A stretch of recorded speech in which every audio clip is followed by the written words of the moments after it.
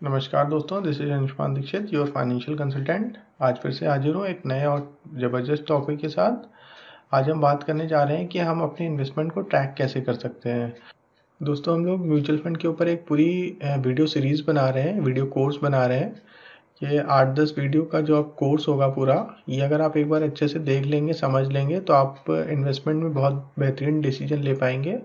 आप अपने financial goals को बहुत आसानी से अचीव कर पाएंगे, लाइफ में वेल्थ क्रिएट अच्छी कर पाएंगे और एक कंफर्टेबल लाइफ आप जी सकते हैं।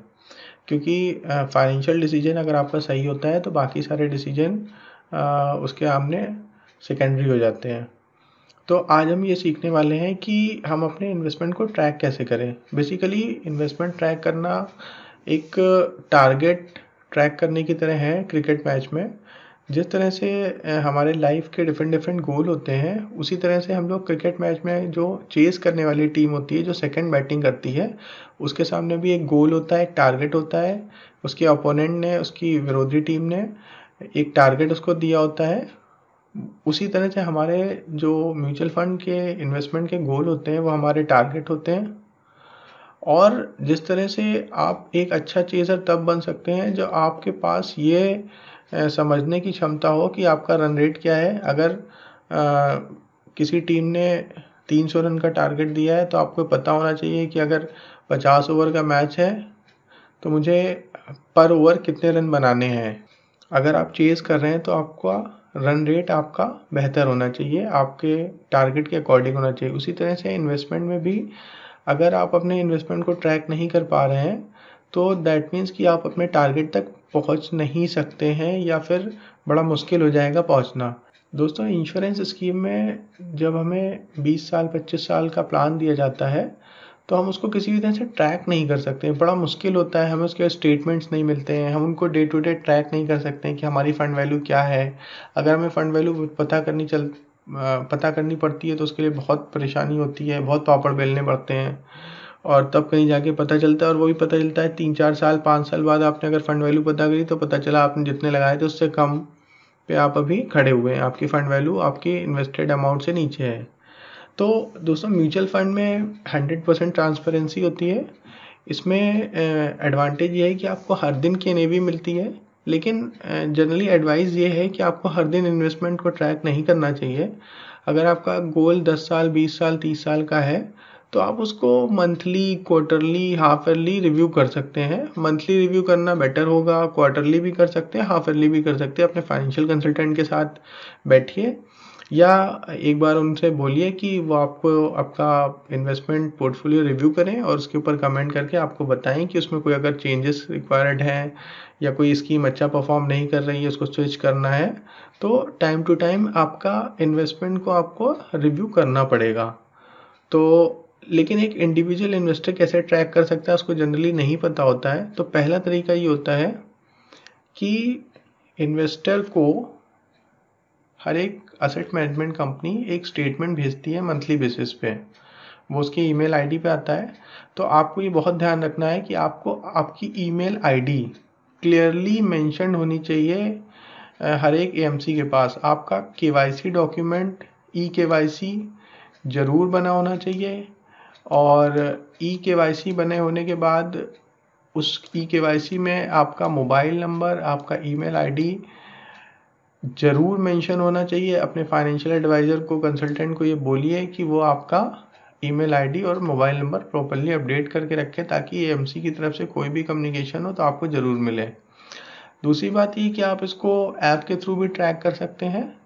उसके लिए आपको ये देखना पड़ेगा कि आपकी कौन सी एएमसी में इन्वेस्टमेंट है। जनरली 20-21 एएमसीयाँ कार्वी के साथ काम करती हैं, लगभग 12-13 एएमसीयाँ कैम्स के साथ काम करती हैं।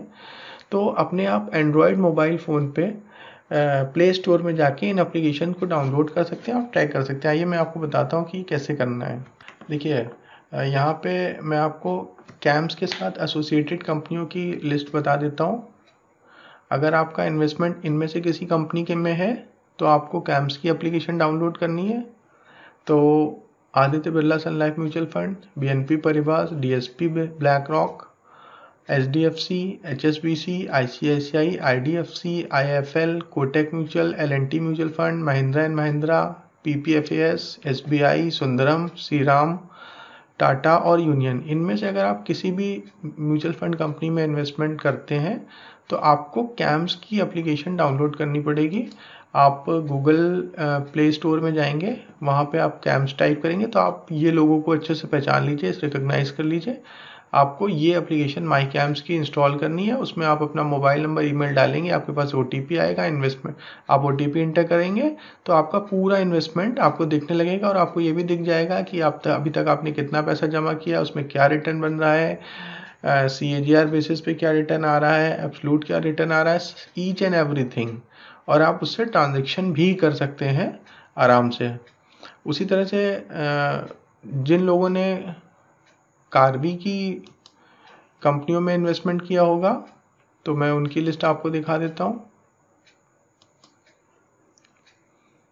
तो कार्वी में जिन्होंने इन्वेस्टमेंट किया है उनके लिए KFinCart ऐप होता है और कार्वी की म्यूचुअल फंड कंपनियां ये रही।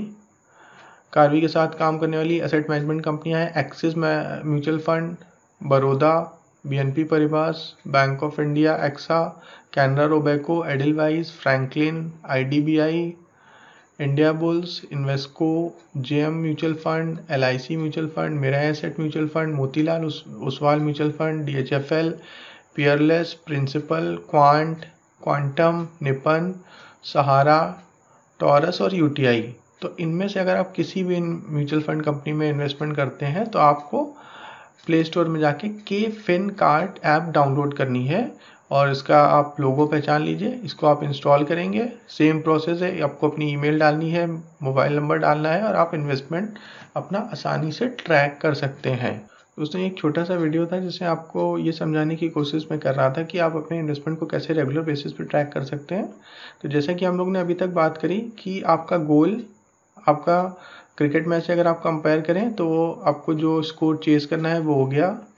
फिर it is very similar when it's come to investing for achieving a financial goal. Consider the financial goal as the target score.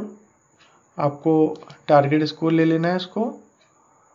Then the amount you have accumulated so far is the run you have scored so far. जितना आपने amount अभी तक accumulate करा है, आप ये मान लीजिए कि जिस तरह से क्रिकेट सेकंड इनिंग में बैटिंग करने वाली टीम ने मान लीजिए 300 रन का टारगेट है, उसने 100 रन बनाए हैं, तो जितना आपने अभी तक अमाउंट, आपको 1 करोड़ इकट्ठा करने थे और आपने 20 लाख इकट्ठा कर लिए, तो अभी आपको 80 लाख और इकट्ठा करने हैं, like that. The amount yet to be accumulated is the run to be score and the time left is the over left. अभी जितना आपको और अमाउंट अपने गोल को पूरा करने के लिए ऐड करना है वो क्रिकेट में उस तरह से होगा कि जितने बचे हुए रन अभी आपको जीतने के लिए बनाने हैं। और टाइम, मतलब मान लीजिए आपका टारगेट है 10 साल का, अभी 3 साल में आपने 20 लाख इकट्ठा किए हैं, अगले 7 साल में आपको 80 लाख और इकट्ठा करने हैं। तो time is equivalent to over. मान लीजिए आपको 300 रन बनाने हैं और आपने 25 ओवर तक अभी सिर्फ 150 रन ही बनाए हैं, तो बाकी रिमेनिंग ओवर में आपको बाकी रन बनाने हैं। तो ओवर जो है वो यहाँ पे टाइम को रिप्रेजेंट करेंगे। The condition of the wicket and the quality of the bowlers may be compared to various risk. अब देखिए, कभी कभी ऐसा होता है कि जो सेकेंड इनिंग में बैट्समैन बैटिंग करने आते हैं, जो टीम खेल रही होती है, उसको बहुत ज़्यादा कठिनाइयों का सामना करना पड़ता है। ओस गिर रही है, बॉल गीली हो गई है, लाइटिंग कंडीशन अच्छी नहीं है, बॉलर्स बहुत फास्ट बॉलिंग कर रहे हैं, पिच बहुत बाउंस दे रही है। तो ये सारी की जो रिस्क होते हैं क्रिकेट में, उसी तरह से आपके इन्वेस्टमेंट में रिस्क क्या आता है कि इकॉनमी में प्रॉब्लम चल रही है, यूरोप में कोई क्राइसिस आ गई, अमेरिका में कोई क्राइसिस आ गई, जैसे अभी एक ग्लोबल एपिडेमिक फैला हुआ है कोविड-19, तो उसकी वजह से स्टॉक मार्केट में क्रैश हो गया। तो ये सारी की सारी जो कंडीशंस हैं वो उस तरह की कंडीशन है, जैसे पिच की कंडीशन, बहुत फास्ट पिच है या बहुत टर्न ले रही है, बैटिंग करना बहुत मुश्किल है, बॉलर बहुत अच्छा है, तो ये उससे आप उसको रिस्क को कंपेयर कर सकते हैं। The scoreboard in this case is the account statement. Basically जिस तरह से क्रिकेट स्टेडियम में जब हम बैटिंग कर रहे होते हैं और जो बैट्समैन होते हैं वो स्कोर बोर्ड पे निगाह रखते हैं अपने टारगेट में पहुंचने के लिए, उसी तरह से इन्वेस्टर को अपने अकाउंट स्टेटमेंट पे निगाह रखनी चाहिए। जो स्टेटमेंट उसको अपने म्यूचुअल फंड इन्वेस्टमेंट का मिलता है कि अभी उसको 1 करोड़ इकट्ठा करने थे, अभी तक उसने कितना किया है और कितना समय उसके पास बाकी है। जब वो इस तरह से सही कैलकुलेशन कर पाएगा और अपने फाइनेंशियल कंसल्टेंट के साथ बैठ के डिस्कस करेगा तो वो आसानी से अपने टारगेट गोल तक पहुंच जाएगा। अगर वो ऐसा नहीं करेगा, अपने पोर्टफोलियो को पीरियोडिकली रिव्यू नहीं करेगा, तो गलती हो सकती है। और मैं बहुत ज़्यादा इस बात के फेवर में नहीं हूँ कि आप बहुत ज़्यादा चर्निंग करें पोर्टफोलियो में। Passive investment is the best investment, मतलब आप जितना कम से कम हो उतना चर्निंग करें। मतलब बहुत ज़्यादा फ्रीक्वेंट स्कीम्स को और पोर्टफोलियो को बहुत फ्रीक्वेंट चेंज नहीं करना चाहिए। आप एक बार बाई राइट सिट टाइट, तो एक बार एक अच्छे इन्वेस्टमेंट करें और उसको लंबे समय तक चलाएं। जैसे कि मैंने प्रीवियस वीडियो में आपको एग्जांपल दिया था कि रिलायंस म्यूचुअल फंड में 22 साल पहले जिन्होंने 1 लाख इन्वेस्ट किए थे उसके 1 करोड़ रुपए हो गए, लेकिन कितने लोगों के हुए? सिर्फ 2% लोगों के।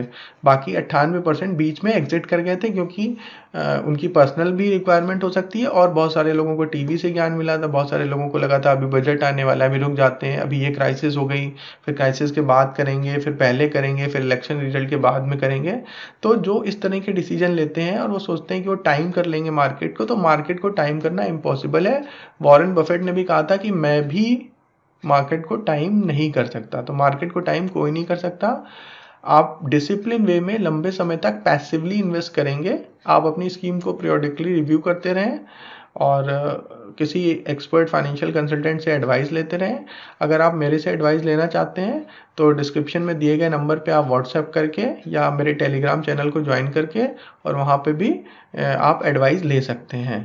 और वीडियो देखने के लिए बहुत शुक्रिया। उम्मीद है कि आपको ये वीडियो पसंद आया होगा। प्लीज़ चैनल को जरूर सब्सक्राइब करिएगा, वीडियो को लाइक और शेयर जरूर करिएगा। Thank you very much.